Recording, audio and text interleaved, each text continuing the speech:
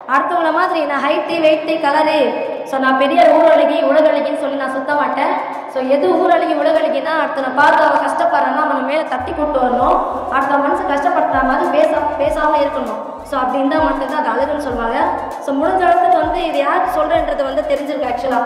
So அவங்க பார்த்து தெரிஞ்சுக்கலாம். நிறைய பேர் இப்படி தான் இருக்காங்க. இதை யாரும் ஆக்சுவலாக யாரும் கஷ்டப்படக்கூடாது. இதை மென்ஷன் பண்ணி நான் பேசலை. இதை பொதுவாகவே சொல்கிறேன். பல எச்சைங்க எனக்கு என் லைஃப்பில் டார்கெட் பண்ணி நிறைய பழக்காங்க. ஸோ அதுக்காக தான் இதை நான் சொல்கிறேன். வெற்றிமாறன் இளையராஜா கூட்டணியில் சூரி, விஜய் சேதுபதி, மஞ்சு வாரியர் நடிப்பில் விடுதலை 2 வெற்றி நடை போடுகிறது. ஹாலிடேஸ்னாலே அது நம்ம GT Holidays தான். GT Holidays, South India's #1 travel brand. You know you are special when you're with GT Holidays. Hi hello ஆரன் சினிமா நேயர்கள் எல்லாருக்கும் ஒரு பெரிய வணக்கம். அண்ட் இன்னைக்கு நம்ம கூட இணைஞ்ச விவேஷ் இவங்களை பற்றி நிறைய விஷயம் சொல்லலாம். நிறைய பேர் இவங்களை மிஸ் பண்ணிடாதீங்க, கண்டிப்பாக இவங்களை இன்டர்வியூ பண்ணுங்க அப்படின்னு சொல்லி நிறைய பேர் சமீபத்தில் எனக்கு ரொம்ப பர்சனலாக டெக்ஸ்ட் பண்ணாங்க.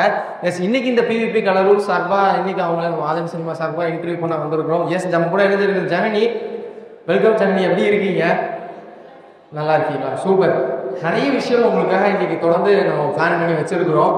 ஃபர்ஸ்ட் ஆஃப் ஆல் இந்த ஃபீல்டு பொறுத்த வரைக்கும் பார்க்கும்போது நிறைய கஷ்டங்கள் எல்லாமே தாண்டி தான் வந்திருப்பீங்க. ஜனனி, எங்கேருந்து இந்த நாள் ஸ்டார்ட் ஆச்சு? 12 வயசுக்கு ஸ்டார்ட் ஆச்சு. 18 வயசு. கண்டிப்பாக ஒரு நெடுந்தூரம் பயணமாக ஒரு பயணம் ஒன்று இருக்கும். 12 இயர்ஸ் ஆச்சு ஆக்சுவலாக இப்போது 12 இயர்ஸில் வந்தேன். இப்போ 24 இயர்ஸ் ஆகுது. ஸோ 12 இயர்ஸ் பண்ணியாச்சு. 12 வயசுக்கு வந்தேன். இப்போ 24 நடக்குது. 12 வருஷம் முடிய போகுது இந்த ஃபீல்டுக்கு வந்து. 12 வருஷம்? ஆமாம், இல்லை தான் இருக்கு. 12 வயசுல? ஆமாம். ஆடும்போது நிறைய உங்களை சுற்றி நபர்கள் நிறைய பேர் இருப்பாங்க. உங்கள் மனசில் ஒரு எண்ணம் ஒன்று தோண்டி இருக்குங்க, இதை நம்ம இந்த இடத்துல கரெக்டாக பண்ணியா அப்படின்ற ஒரு விஷயம். அப்படிப்பட்ட விஷயம் என்ன? நமக்காக ரொம்ப தூரத்துலேருந்து வந்திருப்பாங்க பசங்க. யாருன்னே தெரியாது எனக்கு ஆக்சுவலாக. இங்கே அம்மான்னு சொல்லி கூப்பிடுவாங்க, அக்கான்னு சொல்லி கூப்பிடுவாங்க. யாருன்னே தெரியாது. அவங்க எவ்வளோ சம்பாதிக்கிறாங்கன்னு எனக்கு தெரியாது. அவங்க என்ன வேலை பார்க்குறாங்க தெரியாது. என்ன எதுவுமே தெரியாது. ஆனால் வரும்போதெல்லாம் சாக்லேட் வாங்கி தருவாங்க, சாப்பாடு கொண்டு வருவாங்க. ஆமாம், சாப்பாடு கொண்டு வருவாங்க. ஸோ ரொம்ப சப்போர்ட்டிவாக இருப்பாங்க எல்லா விஷயத்துலையுமே. ஒரு மனசு உடஞ்சிருப்பே கூட அவங்களுக்காக நான் மாற்றிப்பேன் ஸ்டேஜில். நம்ம கூட பொண்ணுங்களாக இருந்தாலும் நம்ம மிஸ் பண்ணிவிட்டு இங்கே இருக்கிறோம் இல்லையா. ஸோ இவங்களெல்லாம் நான் பார்க்கும்போது தாட் எனக்கு என்ன ஆனால் ரொம்ப ஃபீல் பண்ணுவேன். நான் இந்த மாதிரி கூட பாசம் கிடைக்குமா அப்படின்னு. ஆடியன்ஸ் எனக்கு அப்படி தான் இருந்தாங்க. ஃபேன்ஸ் ரொம்ப சப்போர்ட் பண்ணியிருக்காங்க. ஸோ அவங்களுக்காக நான் எனக்கு ஃபீவர் இருந்தாலுமே இல்லை பர்சனலி எந்த ஒரு இஷ்யூஸ் இருந்தாலுமே பக்கத்தில் எடுத்து வச்சுட்டு நான் அவங்களுக்காக சிரிச்சு ஆடுவேன்.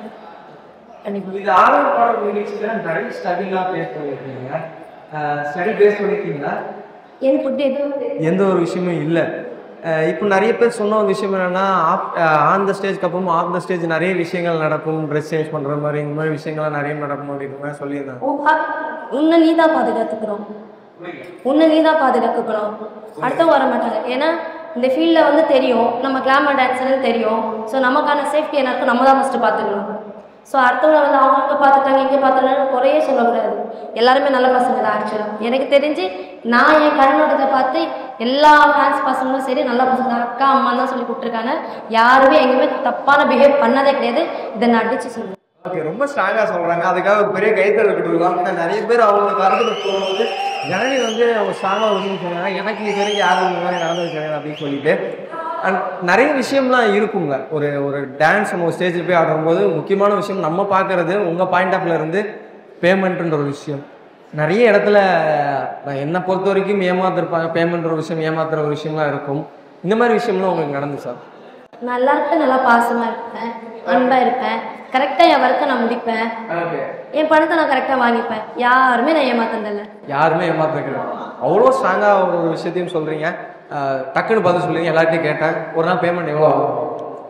நான் ஃபஸ்ட்டு 400 வாங்கிட்டு இருந்தேன். அந்த காலத்துல இப்போ நான் 10K வரைக்கும் வாங்குறேன். தாராளமாக வாங்குறேன். ஸ்டார்டிங்கில் 400.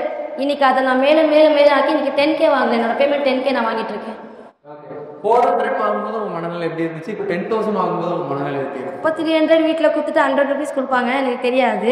ஆனால் இப்போ 10,000 வீட்டில் கொடுக்கும்போது நான் யோசிக்க வேண்டியதாக இருக்குது. ஓகே, ஒரு மெச்சூரிட்டி வந்தால் யோசிக்கணும்ல. ஸோ அப்படியே ஆனாலுமே நான் என் வீட்டுக்கு கொடுத்துருவேன். அவங்க என்ன சொல்கிறாங்க அதை மாதிரி தான் இருக்குது இப்போ வரைக்குமே. ட்ரெஸ்ஸுன்ற ஒரு விஷயம் ஆடலும் பாடலும் நிகழ்ச்சியில் ரொம்ப முக்கியமான ஒரு விஷயமா இருக்குது. நிறைய பேருக்கு அவங்களோட கருத்துக்கெல்லாம் சொல்லும்போது ட்ரெஸ்ஸுக்கு ஏற்ற மாதிரி தான் பேமெண்ட்டு, கிளாமராக இருந்தால் ஒரு பேமெண்ட்டு, டான்ஸ் ஆடினா ஒரு பேமெண்ட் அப்படின்னு தான் சொன்னாங்க. நீங்கள் அந்த மாதிரி விஷயங்கள்லாம் தாண்டி வந்திருக்கீங்க. யாரும் வந்து கம்பல் பண்ண மாட்டாங்க. நீ இப்படி தான் ஆடணும், ஸ்டேஜில் நீ இங்கே தான் பார்க்கணும், அங்கே தான் பார்க்கணும், யாரும் கம்பல் பண்ண மாட்டாங்க. உங்கள் இஷ்டம்தான். நீங்கள் நீ நாளைக்கு நீ உங்களுக்கு ஒரு பேர் வரும்ல, நீ என்ன பண்ணுற, ஸ்டேஜில் என்ன பண்ணுற, நல்ல டான்ஸ் ஆடினா நல்ல ஆடியன்ஸ் கவரேஜ் பண்ணால் உனக்கு நல்ல பேர் தான் வரும். நீ எப்போ நீ தப்பாக நடந்துட்டு அப்போ நல்ல பேர் வராது. ஸோ அதை தான் வந்து ஓனர் சொல்லி தருவாங்க. கரெக்டாக இருங்க, உங்கள் வேலையை பாருங்கள், இப்படி இருங்க, நீ ட்ரெஸ் இப்படி போட தான் உனக்கு பேமெண்ட் தருவேன், இல்லை நான் பேமெண்ட் தர மாட்டேன் அப்படின்னு சொல்ல மாட்டாங்க. டான்ஸர்ஸ்க்கு வந்து கம்மியான சேலரி. ஆக்சுவலாக ஒரு 1000 ரூபாய் தான் டிஃப்ரென்ஸ் வரும். ஒரு 1000 rupees தான் டிஃப்ரென்ஸ் வரும். இவங்களுக்கு கொஞ்சம் அதிகமாக வரும். கிளாமருக்கு ஒரு 1000 rupees அதிகமாக வரும். இப்போ ஃபேமஸ்ன்ற ஒரு விஷயம் வந்ததுனால ஒரு 2000 3000 ஏற்றி கூட கொடுத்துக்கிட்டு இருக்காங்க. இல்லை இப்போ டான்ஸர்ஸ்ன்னு சொன்னீங்களா, அந்த எல்லாம் என்ன விஷயம் சொல்லுங்கள். நார்மல் டான்ஸர்ஸ்க்கே வந்து ஒரு 1000 rupees கம்மியாக தான் கொடுத்துட்ருக்காங்க. கிளாமருக்கு 1000 rupees எல்லா இடத்துலையும் அதிகமாக தான் கொடுப்பாங்க. ஆமாம், ஏன்னா அவங்க அந்த மாதிரி ஆடுறதுனால நாங்கள் எல்லாம் ஆடுறோம் இல்லையா. நானும் ஒரு கிளாமர் டான்ஸர் தான். ஸோ நான் அப்படி ஆடுறேன்னா ஒரு 1000 எக்ஸ்ட்ரா கிடைக்கும். அவங்க அப்படி ஆடுறாங்கன்னா அவங்களுக்கு ஒரு 1000 கம்மி கிடைக்கும். அவ்வளோதான் விஷயம், வேறு எதுவுமே கிடையாது. ஆனால் அவங்க யாருமே வந்து உங்களை வந்து இப்படி தான் நீ ஆடணும் அப்படின்னு சட்டெல்லாம் கண்டிப்பாக போடவே முடியாது, போடவும் மாட்டோம். அப்படி யாரும் போட்டதும் இல்லை. ஜனனி ரொம்ப எமோஷனலான டைம்னா என்ன டைம் சொல்லுங்க? இன்னும் ரொம்ப எமோஷனலான டைம் இருக்கு, பட் நான் மறந்துடுவேன். ஏன்னா அவங்க வேல்யூவாக இருந்தாங்கன்னா கண்டிப்பாக நான் அதை பற்றி யோசிச்சு ஃபீல் பண்ணுவேன். பட் அவங்க எனக்கு வேல்யூவாகவே இல்லைன்னு தெரிஞ்சுட்டு பிறகு நான் ஃபீல் பண்ண மாட்டேன்ல. ஸோ எனக்கு தெரியல, அப்படி எதுவுமே தெரியல, எதுவுமே தெரியல. என்ன ஒன்று தோணுன்னா பெருசாக ஒன்று எழுந்திருக்குன்னா என் அப்பா மட்டும்தான். இப்போ என்னதான் நீங்கள் வந்து இப்போ நர்சிங் படிச்சிருக்கீங்க, டிப்ளமோ நர்சிங் படிச்சிருக்கீங்கிற போது எண்ட் ஆஃப் த டே ஒரு பாயிண்ட்ல என்னைக்கா யோசிச்சிருக்கீங்களா, நம்ம பேசாமல் நம்ம படித்த வேலையே பார்த்துருக்கலாம், என்னதான் ஒரு பக்கம் உங்களுக்கு டான்ஸ் பிடிச்சிருந்தாலும் இருந்தாலும் கூட யோசிச்சிருக்கீங்களா? அந்த மாதிரி ஒரு பொழுது நான் ப்ராமிஸ் யோசிச்சதே இல்லை. ஏன்னா எனக்கு இந்த இடத்துல இந்த ஸ்டேஜ் வந்து ரொம்ப பிடிச்சிருக்கு. இது எனக்கு எல்லா விதமாகவும் இருக்குது. கண்டிப்பாக இன்னொரு விஷயம் எல்லாருக்கும் தெரியும். நீங்கள் மிரட்டல் பாய்ஸ் டீமில் இருந்து ஒரு முக்கியமான நபர்னு தெரியும். எல்லாரும் வந்து மிரட்டல் பாய்ஸ்னால ஜனனி அப்படின்ற ஒரு பேர் கண்டிப்பாக எல்லாருக்கும் தெரிஞ்ச விஷயம். மிரட்டல் பாய்ஸ் டீம் உங்களுக்கு எவ்வளோ ரொம்ப சப்போர்ட்டிவாக இருந்தாங்க? எனக்கு சதீஷா ரொம்ப பிடிக்கும், அக்கா பவானிக்கு ரொம்ப பிடிக்கும். ஸோ தென் அவ்வளோ வேற யாரும் எனக்கு அவங்க தவிர்த்து வேறு யாரும் கம்ஃபர்டபுளாக இல்லை. ஸோ அதெல்லாம் வெளில வந்து என்ன காரணம்? கம்ஃபர்டபுளாக இல்லை எனக்கு. ஓகே. ஸோ இப்போ நான் பர்சனல் ஒரு விஷயம் சொல்லணும்னா, ஒரு இடத்துல நான் இருக்கேன் போது நான் வளரணும்னா நீங்கள் என்ன பண்ணுவீங்க? எனக்கு ஃப்ரெண்டாக இருக்கிறீங்க, இல்லை வந்து ஒரு தங்கச்சியாக இருக்கீங்க, அக்கா இருந்தாங்கன்னா என்ன பண்ணுவாங்க? வளர்த்து விடுவாங்க. ஸோ என்னை போட்டு மிதிக்க பார்த்தாங்க. ஸோ அந்த மாதிரி ஆட்கள் இருந்து நான் வந்து வெளியில் வந்துட்டேன். அவ்வளோதான் விஷயம். ஓகே. அந்த மாதிரி ஆட்களுக்கு நீங்கள் ஏதாவது ஒரு விஷயம் சொல்லணும் அப்படின்னா என்ன சொல்லுவீங்க இந்த டைம்? பெரிய தேங்க்ஸ் சொல்கிறேன். ஏன்னா அவங்களால தான் என்னை ஏமாற்றிட்டு போனவங்களுக்கு, என்னை வந்து ஒரு யூஸ் பண்ணவங்களுக்கு எல்லாம் என்ன சொல்கிறேன்னா ரொம்ப ரொம்ப நன்றி சொல்கிறேன். பிகாஸ் என்னோட அந்த டிஆர்பி இப்போ எனக்கு தெரியுது, என்னோடய வேல்யூவே எனக்கு புரியுது. நான் எங்கெங்கே போகிறேன், என்னென்ன பண்ணுறேன், எவ்வளோ சம்பாதிக்கிறேன்றதை வந்து தெரிய வச்ச அவங்களுக்கு வந்து ரொம்ப நன்றின்னு சொல்கிறேன். வேறு ஒன்று கண்டிப்பாக மிரட்டல் பாய்ஸ் டீமில் இருக்கும்போதும் நிறைய உங்களுக்கு ரெஸ்பான்ஸும் நிறைய சுற்றி ரெஸ்பான்ஸ்லாம் நிறைய இருந்துச்சு. அப்போ இருந்த ரெஸ்பான்ஸோட இப்போ ரெஸ்பான்ஸ் பயங்கரமாக தான். ஆமாம், கண்டிப்பாக. ஏன்னா அப்போ நான் இருந்தது என் டீமோட இருந்தேன், சாரி அவங்க டீமோட இருந்தேன். இப்போ நான் வந்து தனியாகிட்டேன், எனக்குன்னு ஜெயகானகர் இருக்குது. ஸோ அதுக்காக தான் நான் உழைக்க பண்ணோம். ஸோ அதை தான் நான் பண்ணிகிட்டு இருக்கேன். உங்கள் கூட பழகிட்டு உங்கள் கூடயே இருந்துட்டு நீங்கள் நிறைய பேர் நம்பிக்கை துரோகம் பண்ணியிருக்காங்க, அவங்களை ஏமாற்றிருக்காங்க, அவங்கள பற்றி தப்பான இடத்துல உங்கள் பேருக்கு போய் யூஸ் பண்ணாமல் நிறைய பேர் இருக்கும்போது அதை பார்த்துருப்பீங்க. பார்க்கும்போது என்ன தோணும்? நான் இப்போ சொல்லிவிடுவேன். அதுக்கப்புறம் நீங்கள் என்னை வந்து நீங்கள் டெலிகாஸ்ட் பண்ணாலும் எனக்கு பிரச்சனை இல்லை. அதுக்கு பேர் எச்சா ப்ரோ, ஃப்ரெண்ட்ஷிப்பே கிடையாது. சிம்பிள். ஏன் டக்குன்னு ஒரு வார்த்தை சொல்லுங்க? ஆமாம் ப்ரோ, ஃப்ரெண்ட்ஷிப் வந்து வாழ வைக்கும், அழிக்காது. ஸோ எனக்கு வந்து ஃப்ரெண்ட்ஷிப்லாம் வந்து அழிக்க தான் பார்த்துச்சு. எங்கே நான் மேலே வளர்ந்துட்டானோ அப்படின்னு தான் பார்த்துச்சு. ஸோ அந்த மாதிரி ஃப்ரெண்ட்ஷிப் எனக்கு தேவை கிடையாது. ஏன்னா நான் யாரையும் எக்ஸ்பெக்ட் பண்ணது கிடையாது, யாருக்கு எதுவும் கற்றுக்கினவ கிடையாது. இன்னும் எனக்கு தெரிஞ்சு நான் கற்றுக் கொடுத்துருக்கேன். வேறவளை பார்த்து கற்றுக்கினது இது வரைக்கும் வாழ்க்கையில் எதுவுமே பண்ணதில்லை. நான் எனக்கு என்ன தெரியுமோ அதை தான் நான் பண்ணிக்கிட்டு இருக்கேன், என்ன தெரியுமோ அதான் சொல்லி சார். ஸோ அப்படி இருக்கும்போது வந்து என்ன அழிக்கணும்னு பார்க்கணும்னா நான் வளர்ந்து தான் வருவேன். ஸோ அவங்களோட ஃப்ரெண்ட்ஷிப்லாம் நான் வைக்க மாட்டேன், எச்சே அப்படின்னு சொல்லுவேன். கண்டிப்பாக. ஓகே. இந்த போட்டி பொறாமை ஒருத்தனை எந்த அளவுக்கு அழிக்குதுன்னு நினைக்கிறீங்க? செத்துருவாங்க ப்ரோ, செத்த போயிடுவாங்க. செத்து போட்டு ஒன்றுமே எடுத்துக்க முடியாது, ஒன்றுமே கிடைக்காது, ஒன்றே எடுத்துக்க முடியாது.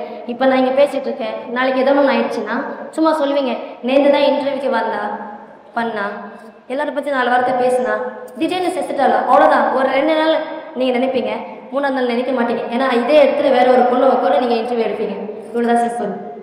ரொம்ப அழகாக சொல்கிறீங்க. ஆனால் யதார்த்தமான ஒரு விஷயம்லாம் கூட, அது எல்லாருக்கும் ஒரு நடக்கிற ஒரு விஷயம்தான். இன்னைக்கு வந்து எவ்வளோ தூரம் உலகத்தில் எவ்வளோ தூரம் கடந்து போனால் கூட ஒரு பெண்மணியாக இவ்வளோ ஸ்ட்ராங்காக இருக்கிறேன்னு நிறைய டைமில் யோசிச்சிருப்பீங்க. இவ்வளோ ஸ்ட்ராங்காகவும் இருக்கிறேன்றீங்க போது ஏதாவது ஒரு டைமில் நெகட்டிவ்ன்ற ஒரு விஷயம் உங்களை உடச்சிருக்கும். அந்த நெகட்டிவ் பற்றி பேச விரும்பலை. பட் இவ்வளோ ஸ்ட்ராங்காக உங்களை இருக்கிறதுக்கு உங்கள் அப்பா சொல்லி கொடுத்துருக்காரு போது நீங்கள் லேர்ன் பண்ண ஒரு விஷயம்னா என்ன சொல்லுவீங்க? ஸோ அவங்கள நான் குறை சொல்ல விரும்ப மாட்டேன். ஏன்னா அப்பா இருக்கும்போது லவ் அப்படிலாம் எதுவும் கிடையாது. படிப்பு, அதை விட்டால் டான்ஸு. எங்கள் அப்பாவுக்கு என்னென்னா நீ டான்ஸுக்கு போகணும்னு நீ கரெக்டாக உன்னோட ஸ்டடீஸ் வந்து நீ பார்க்கணும். ஸோ வந்து உங்களுக்கு கம்ப்யூட்டர் கிளாஸ்க்கு அனுப்பி விடுறேன், எல்லாத்துக்குமே அனுப்பிச்சி விடுறேன், டான்ஸ் கிளாஸ்க்கு அனுப்பிச்சி விடுறேன், எவ்வளோ நம்பிக்கை நான் அனுப்பிச்சி விடுறேன். ஸோ அந்த நம்பிக்கை காப்பாற்றிக்கிறதுக்காக நான் வந்து என்ன பண்ணுவேன்னா பேலன்ஸ் பண்ணுவேன் எங்கள் அப்பா பேச்சு மேலே. நான் எங்கேயும் யாரையும் பார்த்துடக்கூடாது அப்படிலாம் இருந்தது தான். அதுக்கடுத்து அப்பா போனதுக்கப்புறம் ஒரு 1 இயரில் எனக்கு வந்து ஒரு லவ் ஸ்டார்ட் ஆச்சு. ஸோ அது ஒரு 3 இயர்ஸ் ஜர்னி ஆச்சு. 4th இயர்ஸ் பெருசு பண்ணிட்டு போயிட்டாங்க. ஸோ பண்ணிட்டு போயிட்டாங்க. அதுக்கப்புறம் வந்து அதனால் ரொம்ப உடஞ்சேன். இன்றைக்கி வரைக்கும் நினைப்பேன். பட் ஆனால் அவங்களுக்கு நான் தேங்க்ஸ் சொல்லுவேன். ஏன்னா அவங்க அன்றைக்கி வந்து என்னை விட்டு போகிறதுக்கு காரணம் சொல்லவே இல்லை. திடீர்னு ஒரு நாள் நான் கேட்குறேன், ரொம்ப ரிக்வஸ்ட் பண்ணி கேட்கும் போது நீ ஒரு கிளாமர் டான்ஸர்னு சொன்னாங்க. ஸோ அன்றைக்கி அவங்க என்னை விட்டு போயிட்டாங்க. ஆனால் நான் அதை பிடிச்சிக்கிட்டேன். நான் கிளாமர் டான்ஸ்னு சொல்லிட்டு இல்லைண்ணே, அதுதான் இன்றைக்கி நான் இங்கே வரைக்கும் கொண்டு வருது, இதுக்கு மேலே இதை கொண்டு போகும். ஸோ அதனால் எனக்கு என் டான்ஸை பெஸ்ட்டுன்னு நினைக்கிறேன். அதால் அன்றைக்கி உடஞ்சேன். பட் அதனால் எவ்வளோ முடிஞ்சிருக்கோ என் டான்ஸ்லாம் நான் அவ்வளோ நல்லா இருக்கேன். ஆமாம். ஓகே. என்னதான் இருந்தாலும் இந்த ஆடலும் பாடலும் நிகழ்ச்சி கிராமங்களில் ரொம்ப ஃபேமஸாக இருந்தாலும் ஃபெமிலியராக இருந்தால் கூட ஒரு சில இடத்துல வந்து இது ரெக்கார்ட் டான்ஸ் ஆடுற பொண்ணுடா, இதெல்லாம் அதெல்லாம் அப்படிதான்டா அப்படின்ற மாதிரி கமெண்ட்ஸ்லாம் நிறைய வரும். நம்மளும் பார்த்துருப்போம். அது அவங்க தப்பே இல்லை ப்ரோ. பசங்க தப்பே கிடையாது. சின்ன பொண்ணுங்கப்பா அங்கே வந்து பேசுகிறவங்க யாராக இருந்தாலுமே வந்து குழந்தைங்க தான் பேசிகிட்டு இருக்கோம் இல்லையா. ரெக்கார்ட் டான்ஸு இவ அப்படியே அப்படின்னு 10th படிக்கிற குழந்தை கூட பேசும், 9th படிக்கிற குழந்தை கூட பேசும். நான் வேறு இல்லைன்னு சொல்ல மாட்டேன். பட் அது உருவாகுறது வந்து பெரியவங்க அவங்க வீட்டில் இருக்கவங்க தான் சொல்லியிருப்பாங்க இது ரெக்கார்ட் டான்ஸுன்ட்டு. அவங்க கரெக்டாக பேசியிருந்தா பசங்க கிட்ட, அந்த பசங்க வந்து எங்ககிட்ட அப்படி பேச மாட்டாங்க. ஸோ நாங்கள் புரிய வைப்போம். நிறைய பேர் வந்து டெக்ஸ்ட் பண்ணுவாங்க, சொல்லி தருவேன், இல்லைடா இந்த மாதிரி இல்லை. அவங்ககிட்ட நம்ம பேசணும்னா அவங்க ஒத்துப்பாங்க. நமக்காக சண்டைகள்லாம் போவாங்க ப்ரோ. அவங்க டான்ஸர்ஸ் அவங்க எந்த இடத்தையும் விட்டே கொடுக்கூடாது. என் பசங்களை இதை நான் எங்கேயும் விட்டு கொடுத்ததை விட்டு கொடுக்க மாட்டேன். ஏன்னா அந்தளவுக்கு நான் ஸ்ட்ராங்காக இருக்கேன். ஏன்னா எல்லா இடத்துலையும் நின்று இருக்காங்க, எல்லா இடத்துலையுமே நின்று இருக்காங்க. ஸோ அவங்களுக்கு நம்ம என்ன வேணாலும் பண்ணலாம். ஓகே, பெரிய கைத்தறல் கொடுத்துடலாம் இதுக்காக. ஏன்னா உட்காந்து உங்களுக்காக இவ்வளோ தூரம் நின்று தைரியமாக வந்து பேசிகிட்டு இருக்கும்போது நீங்கள் சொல்கிற மாதிரி ஒரு விஷயம், இந்த ஒரு விஷயம் உருவாக்குனதே பெரியவங்க தான் அப்படின்ற மாதிரி சொல்கிறாங்க. சிட்டி சைட்லாம் பார்த்தீங்கன்னா தெரியும், இந்த இதுக்கு பேர் இன்னொரு பக்கம் அட்ஜஸ்ட் பண்ணுற அளவுக்கு வந்து க்ரியேட் பண்ண ஆரம்பிச்சிட்டாங்க. இது ஒரு ப்ராஸ்டியூட் அந்த அளவுக்குலாம் நிறைய கமெண்ட்ஸ் வீடியோஸ் கீழே நம்ம நிறைய பார்க்கும்போது எனக்குமே ஒரு பக்கம் பார்க்க ரொம்ப சங்கட்டமாக இருக்கும். ஏன்னா ஒரு உண்மை நிலை நம்ம வந்து ஒரு இடத்துக்கு போய் பார்க்கும்போது தான் தெரியுமா அவங்களோட கஷ்டம் என்ன அப்படின்ற போது அந்த மாதிரி கொச்சையான வார்த்தைகள்லாம் பயன்படுத்தும் போது அஸ் அ டான்ஸராக உங்களுக்கு எப்படி இருக்கும்? நேராக கமெண்ட் பண்ணுவேன் ப்ரோ. நேராக போய் கமெண்ட் பண்ணுவேன். உங்கள் வீட்டில் அம்மா இருக்குல்ல, அக்கா இருக்குல்ல அப்படின்னு சொல்லி கமெண்ட் பண்ணுவேன். ஏன்னா அங்கே ஆடுறது வந்து நீ உக்காந்து பார்க்க தான் போகிறேன், பார்த்துட்டு தான் இருப்பேன். ஸோ பார்க்குற வரைக்கும் பார்த்துட்டு அதுக்கப்புறம் வந்து நீ நொட்டு நொசுக்குன்னு சொல்லுவேன். ஸோ அதை சொல்லாத, உனக்கு பிடிக்கலன்னா போயிடலாம். யார் தெரியுமா அப்படி இருப்பாங்க? எல்லா பசங்களும் அப்படின்னு நான் சொல்ல மாட்டேன். 90% தான் நீங்கள் வந்து அங்கே சப்போர்ட் பண்ணுறாங்கன்னா 10% வேற ஒருத்தையை பிடிச்சவன் மட்டும் தான் அங்கே வந்து அசிங்கமாக பேசியிருப்பான். ஸோ அப்போது அந்த 10% நான் கண்டிப்பாக பார்க்க மாட்டேன். 90% என் பசங்க எனக்காக பண்ணுறாங்க பார்த்தீங்களா, அதை தான் நான் பார்ப்பேன். ஸோ அதை நான் காதே வாங்க மாட்டேன். நீங்கள் ஒரு கேள்வி கேட்கணும்னு சொன்னீங்க, அந்த கேள்வி நீங்கள் ஃபஸ்ட்டு கேளுங்க, நான் ரெண்டாவது நான் கேட்குறேன். அதை ஆன்சர் பண்ணிவிட்டு புரியல. ஒரு கேள்வி நீங்கள் கேட்கணும்னு சொன்னீங்களா, அந்த கேள்வி நீங்கள் கேளுங்க, ரெண்டாவது அதுக்கு ஆன்சர் பண்ணிவிட்டு நான் அதுக்கு ஏற்ற மாதிரி கேள்வி கேட்குறேன். ஆக்சுவலாக வந்து என்கிட்ட ஒரு கேள்வி வச்சுருந்தான். ஸோ ஒரு நபர் வந்து என்ன பண்ணியிருந்தாங்கன்னா ஃபேன்ஸ் பசங்களெல்லாம் வந்து பிச்சைக்கார பசங்க, அந்த பசங்க இந்த பசங்களை ரொம்ப கேவலமாக பேசியிருந்தாங்க.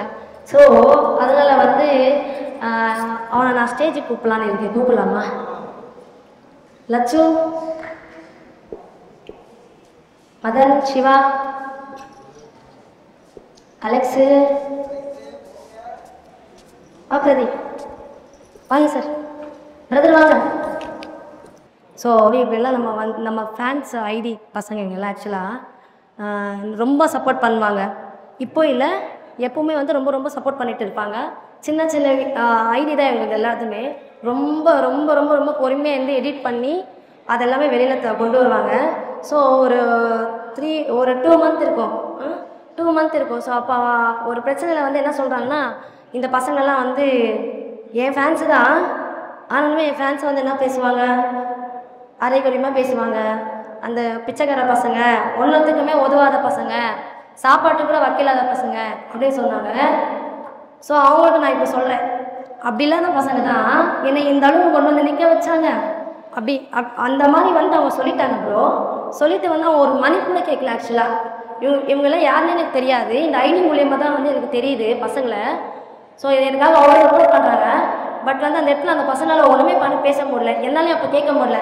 அப்போ நான் வந்து கலைகிட்ட சொல்லியிருந்தேன், எனக்குன்னு ஒரு மேடை அமையும் போது கண்டிப்பாக இதை பற்றி நான் பேசுவேன்னு சொல்லிட்டு. அதுதான் வந்து இப்போ அவன் கேட்குறான், நீங்கள் வந்து அன்றைக்கி பேசுன்னு சொன்னீங்கல்ல, இப்போ பேசுங்கன்னு சொல்லிட்டு. நான் வந்து என் ஃபேன்ஸ்க்காக தான் நான் இவ்வளோ விஷயம் பண்ணேன். ஏன்னா என்கிட்ட ஒரு திறமை இருக்குன்னு சொல்லி பார்த்து கண்டுபிடிச்சி வெளியே கொண்டு வந்தது இந்த பசங்க தான். என் பசங்க கொண்டு வந்துடுங்க.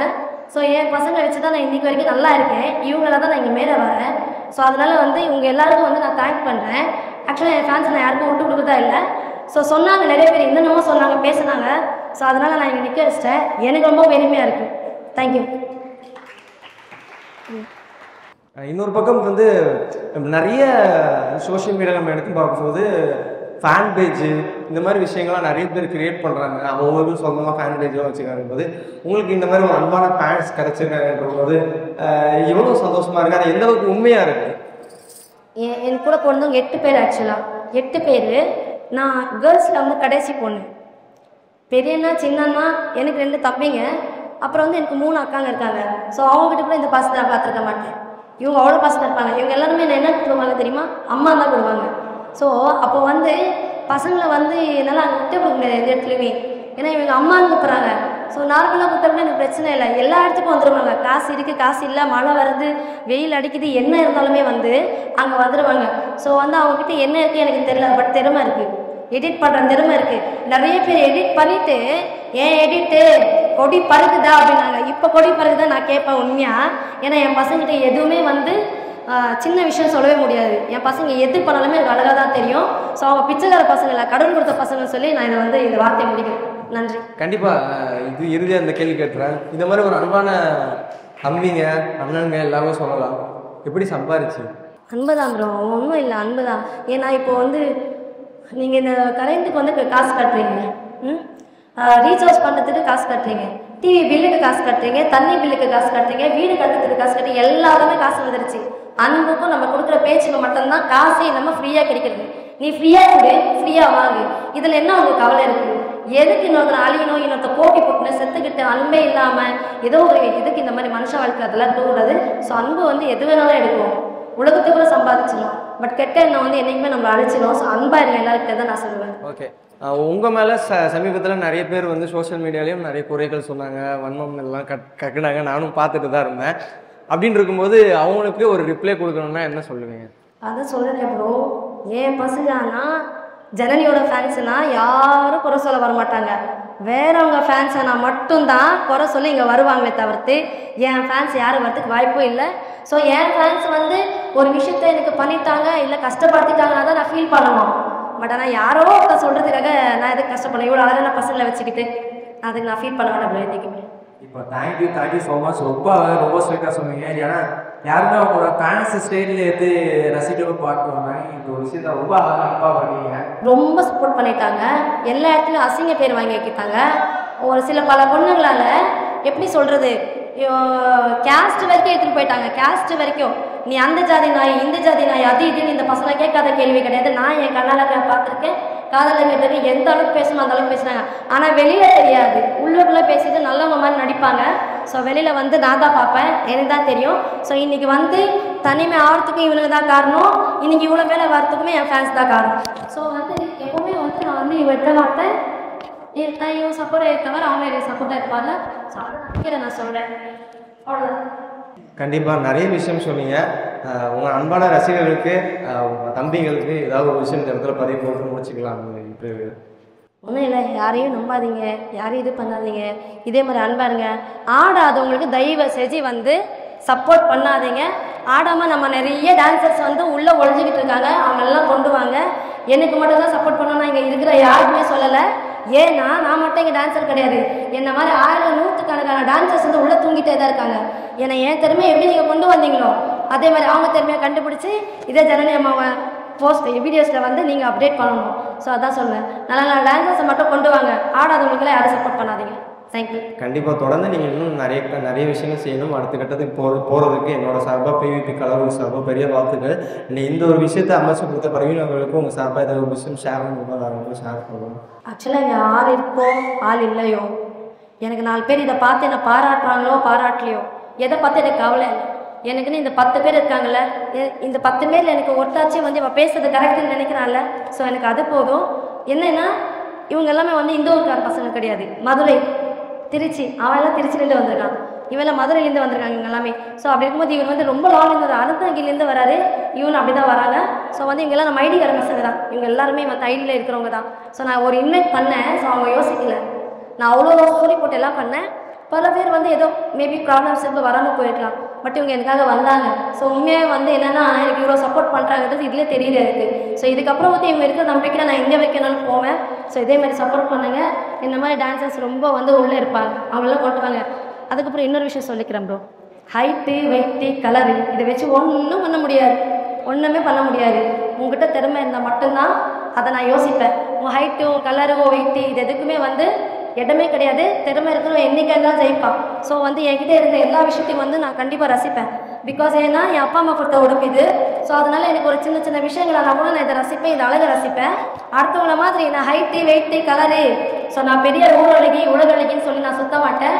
ஸோ எது ஊரழகி உலகழகினா அடுத்த பார்த்து அவன் கஷ்டப்படுறான்னா அவனை மேலே தட்டி கூட்டு வரணும், அடுத்த மனசு கஷ்டப்படுற மாதிரி பேசாமல் இருக்கணும். ஸோ அப்படி இருந்தால் மட்டும்தான் அது அழகுன்னு சொல்லுவாங்க. ஸோ முடிஞ்ச அளவுக்கு வந்து இது யாருக்கு சொல்கிறேன்றது வந்து தெரிஞ்சிருக்கு ஆக்சுவலாக. ஸோ அவங்க பார்த்து தெரிஞ்சுக்கலாம். நிறைய பேர் இப்படி தான் இருக்காங்க. இதை யாரும் வந்து ஆக்சுவலாக யாரும் கஷ்டப்படக்கூடாது, இதை மென்ஷன் பண்ணி நான் பேசலை, இதை வந்து பொதுவாகவே சொல்கிறேன். பல எச்சைங்க வந்து எனக்கு என் லைஃப்பில் வந்து டார்கெட் பண்ணி நிறைய பழக்காங்க. ஸோ அதுக்காக தான் இதை நான் சொல்கிறேன். இதே மாதிரி வந்து நீங்கள் எல்லாருமே சரி, சிவா, கலை, அலெக்ஸ், அதுக்கப்புறம் பிரதர் நீங்கள், மதன், லட்சு, நீங்கள் எல்லாருமே சரி இப்போ எனக்கு எப்படி சப்போர்ட் பண்ணுறீங்கன்னா நாளைக்கு ஏழுக்கு இன்னொரு பொண்ணு வந்தாலுமே அம்மாவே இல்லைனாலுமே நீங்கள்லாம் இதே மாதிரி தான் சப்போர்ட் பண்ணணும். பிகாஸ் ஏன்னா அவங்களுக்கு கூட என்ன மாதிரி வந்து ஏதோ இடத்துல ஒதுக்கப்பட்டவங்க நானுமே எல்லாருக்காகவும் நான் மட்டும் எங்கே இருப்பேன். ஸோ அப்படி இருக்கும்போது பசங்கள்லாம் வந்து இந்த இடத்துக்கு நான் வந்துட்டேன். ஸோ இவங்களால தான் இனிமேல் நான் மேலே போகணுமா என்னன்றது என் பசங்க தான் இருக்குது. அதே மாதிரி இன்றைக்கி வராத ஆடியன்ஸ் நிறைய பேர் இருக்காங்க. வேலூர் ஆகட்டும், திருச்சி ஆகட்டும், புதுக்கோட்டை ஆகட்டும், மதுரை ஆகட்டும், தேனி ஆகட்டும், திருநெல்வேலி, நிறைய ஊர்லேருந்து நிறைய பசங்க இதில் வர முடியல, எங்களால் வர முடியல அவ்வளோ தூரம் சொல்லி அந்த பசங்களுக்கு நான் ஒரே விஷயம் தான் சொல்வேன். நீங்கள் எங்கே இருந்தாலுமே உங்களோட அன்பும் உங்களோட சப்போர்ட்டும் எம்எல்ஏ எப்போவுமே இருக்கணும், உங்களோட பிளெஸிங்ஸ் இருக்கணும்.